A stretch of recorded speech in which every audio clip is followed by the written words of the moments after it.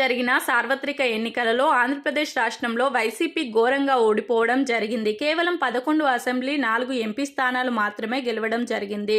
దీంతో ప్రతిపక్ష హోదా కూడా రాకుండా పోయింది. పరిస్థితి ఇలా ఉండగా ఎన్నికలలో ఆర్కే రోజా కూడా ఓడిపోవడం జరిగింది. నగరి నియోజకవర్గం నుంచి పోటీ చేసిన ఆమె ఓటమిపై తొలిసారి సోషల్ మీడియాలో స్పందించారు.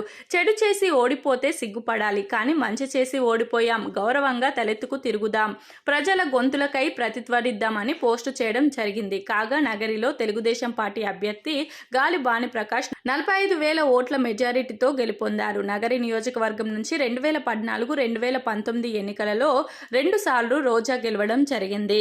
2019లో జగన్ ప్రభుత్వం వచ్చిన సమయంలో మంత్రిగా కూడా రాణించడం జరిగింది. పర్యాటక శాఖ, క్రీడా శాఖ మంత్రిగా రాణించారు. అయితే మూడోసారి గెలవాలని రోజా కృషి చేయగా తెలుగుదేశం గెలవడం జరిగింది. దీంతో ఫలితాలు వచ్చిన అనంతరం ఓటమి చెందిన నేతలు మెల్లిమెల్లిగా బయటకు వస్తున్నారు. ఒక పక్క అధినేత వైఎస్ జగన్ ని కలుస్తూ, మరో పక్క కార్యకర్తలకు భరోసా ఇస్తూ ప్రకటనలు చేస్తున్నారు. ఈ రకంగానే తన ఓటమిపై ఆర్కే రోజా సోషల్ మీడియాలో స్పందించడం జరిగింది.